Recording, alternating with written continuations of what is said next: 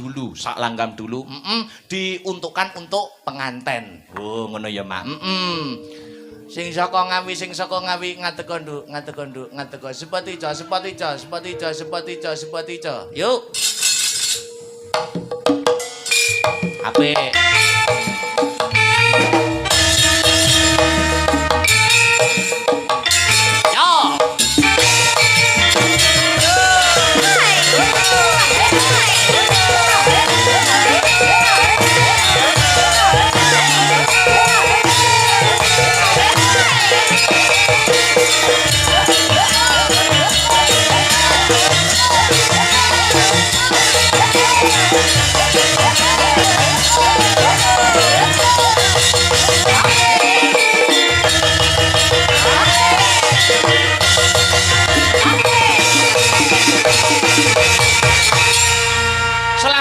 Wilujeng dalu Dek Yop.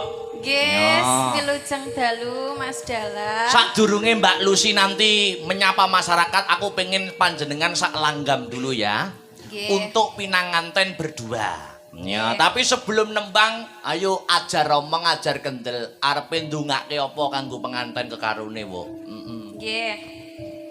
Ndare dedonga nggih Mas. Ayo no. Kagem temanten kekalih menika Mbak sinten kalih? Lho, niku Mbak Fitri kalih Mas Ade ngaten mawon. Mbak Fitri kalih Mas Ade. Mugi-mugi. Mugi-mugi. Aja ndredeg wo, tenang we. Mugi-mugi saged dados keluarga ingkang sakinah, mawaddah warahmah. Amin. Mugi-mugi pinaringan kaberkahan, kabagian salami-laminipun. Lan ugi enggal dipun paringi mawongan konten mawon. Momongan. Ngono ya, Nduk ya. Uga mengucapkan ngene iki selamat menempuh hidup baru bagi bagi yang sudah berkeluarga juga. Oh, ngaten nggih, Nduk. Mergo wong nek wis rabi iki gelem ora gelem diarani keluarga. Nggih. Nek kaya aku sing jomblo-jomblo panjenengan kanca-kanca sing urung menikah niki durung diarani keluarga ya. Nggih. Mergo tanggungane sing ditanggung karo orang tua. Oh, nek wis nikah kuwi jenenge. Nek wis nikah kuwi jenenge apa? Keluarga. Keluarga. Nggih. Ngerti we artine keluarga apa? Nggih, pirsa keluarga kan ada maknanya. Dilihat dari 4 suku kata keluarga. Ya. Oh, ada maknanya keluarga ya, ada artinya ya, Bu. Ada keluarga 4 itu. suku kata. Nggih. Keluarga. Nggih. Ke yang pertama apa no? Keadaan bagaimanapun harus selalu bersama-sama, baik suka maupun duka. Ya, pinter. Ya. Itu ke yang pertama. Nek lu no? Lu niku lupakan rasa egoisme masing-masing. Iya. Niku lu. Nggih. Terus disambung bar lu ar nyusul. Ar. Ar itu arahnya harus selalu positif. Gitu. Kayak aku ngono ya, arahnya positif. Masa? Wes ke lu ar terus terakhir ga. Ga lagi ga. Ga niku napa? Ga. Gagasan harus sesuai dengan situasi dan kondisi. Begitu Mas Dala. Jadi nek menurut panjenengan wong rabi niku yang terutama itu bukan hanya ukurannya orang gur bagus karo ayu ya. Mboten no. Ukurannya apa, Nduk? Nek kula nggih Mas, nek kula pribadi niku ya. Nek diken milih bojo niku sing kula tingali niku pertama attitude-nya. Oh, karakter. Attitude. Karakternya bagaimana? Terus sudut pandangnya bagaimana? Terus nanti caranya menyelesaikan masalah itu bagaimana toh? Begitu. Oh, gitu. Karakter itu utama. Ya. Mergo sak ngerti kuwi wong rabi saiki iki ukurane nggur wajah, ukurane gantenge kaya ngopo, ayune kaya ngopo. Ning nek bagine panjenengan mboten nggih? Mboten. Instruksi, Mbak. Nggih, pripun Bu Lucy? Ini lho Cahayu sewu iki debat iki malah debat politik. Ayo kok kuliah ya ora apa-apa trene ya. Mbok nih dadi mereka kan anakku anak barep, anak ragil kan. Ini anak-anakku. Sampean kalau sudah mendapatkan yang sesuai itu semuanya termasuk apa mau jenenge urutanane mau? Urutane mau apa? Keluarga. Kudu sing tipe attitude karakter oleh. Sudut pandang. Caranya menyelesaikan masalah. Mas orang ganteng ra apa-apa. Umpama kabeh wis mencukupi gek bojomu ngiler kuwi ya napa? Umpama. Aduh yoga. Lah iya, ngarep ngarep ora apa-apa. Misalke Gusti Allah peparing nggih kula nyuwun sing bagus. Dene lek mboten pikantuk nggih bagus atine mboten napa-napa. Rupane sumer-sumer mboten napa-napa. Dadi bagus lahire tekan batine. Iya, kok wong kowe ayumu koyo midodari ke bojomu. Masyaallah.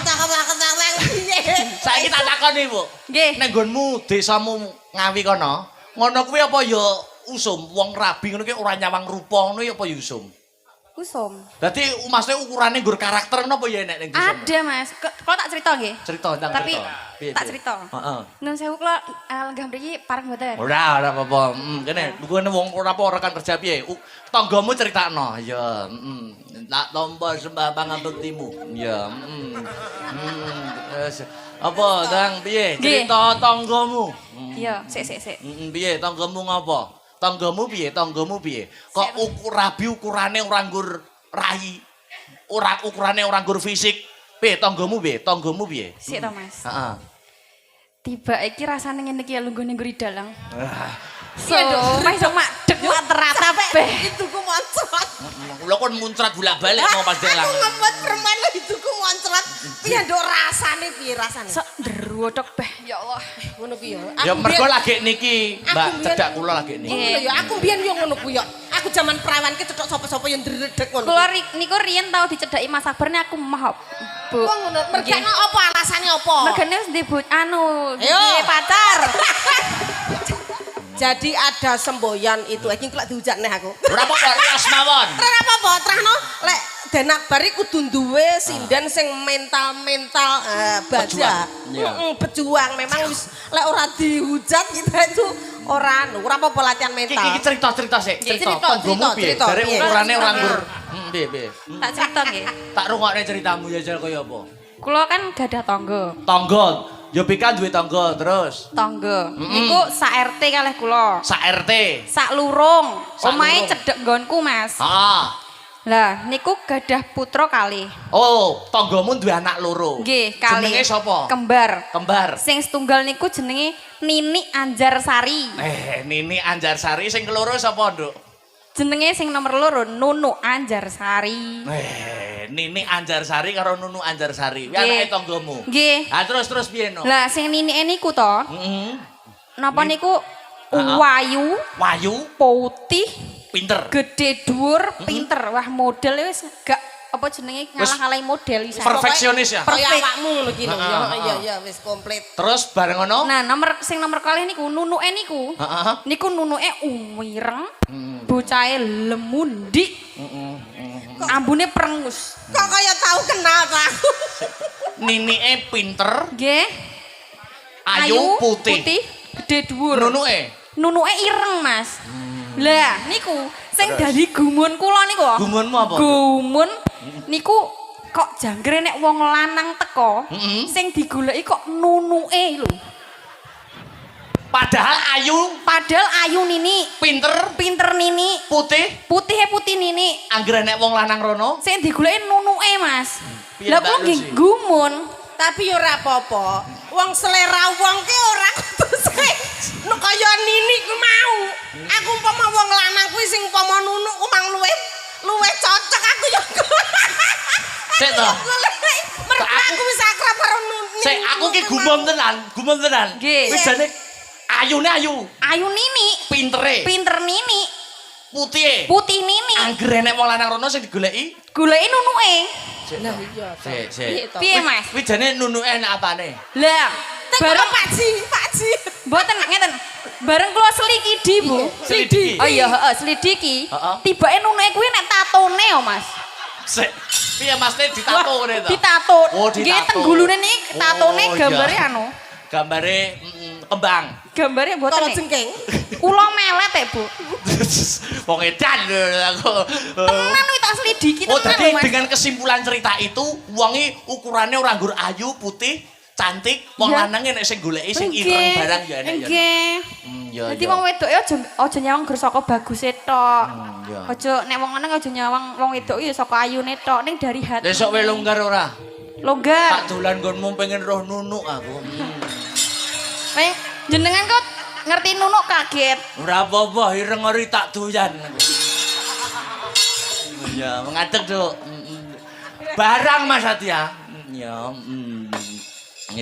Bawa ya nak. Injih. Ayo pamerno suaramu.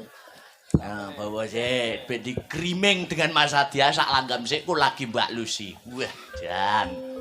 Yo. Oh, sik ngerembuk nenek. Gegarane wong akrami. Ya, lagi kan cocok to dudu bondo dudu rupa. Ya, cocok banget. Yo. Yuk.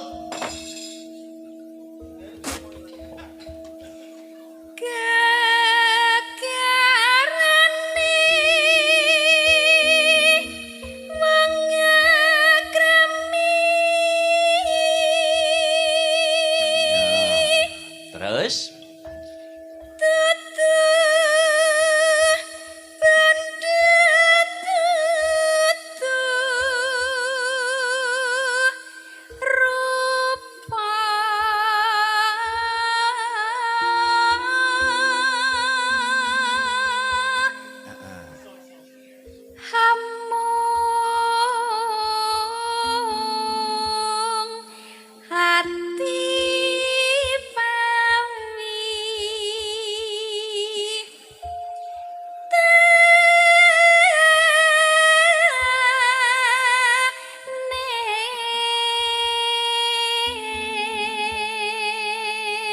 Sik, niki tak waca sik. Assalamualaikum warahmatullahi wabarakatuh. Wilujeng dalu kagem Den Bagus. Ya, dan Astabrata sukses selalu untuk keberkahan saking Allah taala menawi dipun paringi lagu kagem dulur-dulur FM matur suwun saking kula Bapak Lasiman. Wonten TKP. Ya, ana meneh. Iki uga rawuh saka Surabaya. Sapa Pak Waris Sugiono. Ya, lebut ya. Luput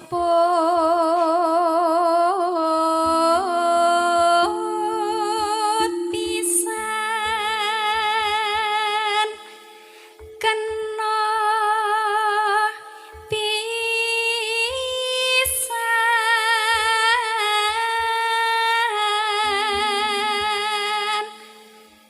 yen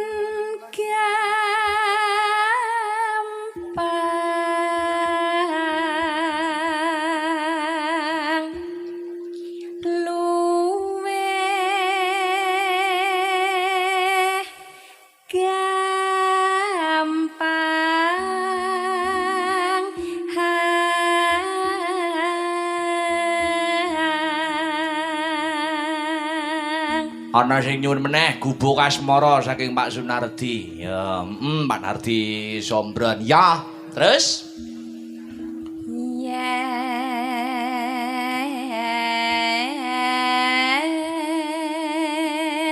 hangel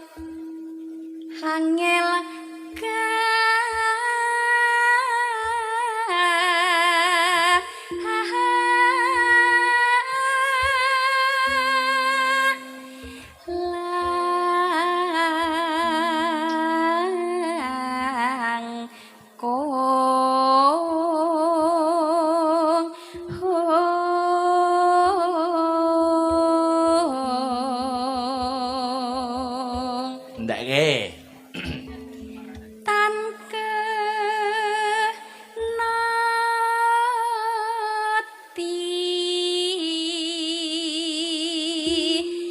numbas harta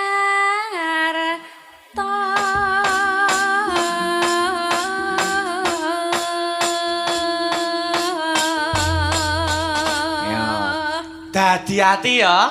Ya. Ya. Engko ramban kedua dijaipongke tipis-tipis Mas Arya. Ya, kaya tecapen. Yuk langsung buka celuk. Ya, ya pika. Coba kaya ngapa?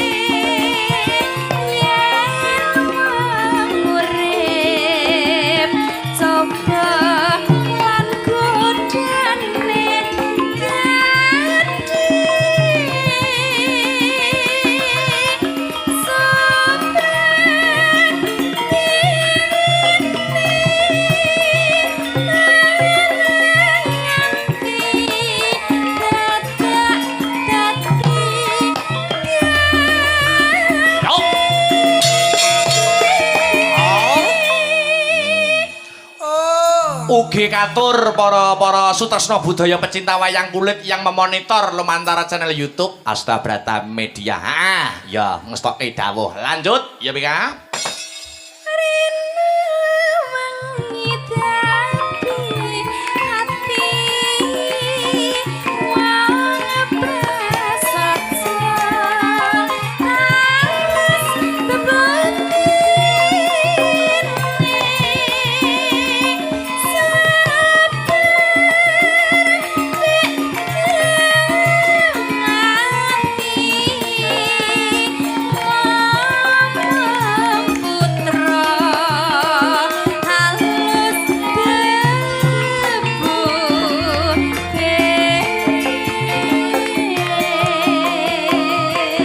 Pinanganten kekalih nuning nggih menika Mbak Fitri Wahyuni Kang sarta Mas Adi Yudhistira saged atut reruntungan pindaning Mimi kelawan Mintuna. Iya. Salam mukadimah langgam dadi ati bojo. Yo.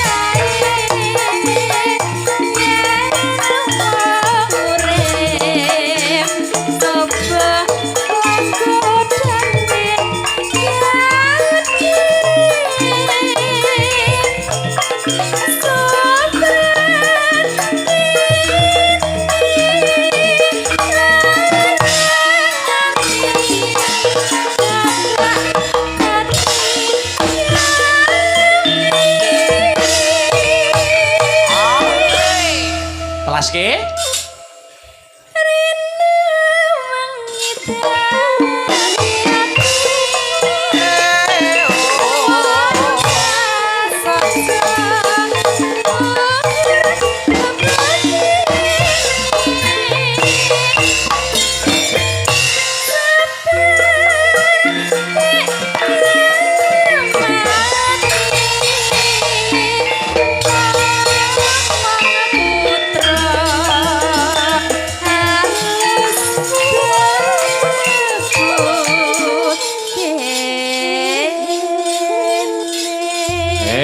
matur nuwun ya Pingam. Ya Mbak Lucy. Oh ngono. Sepati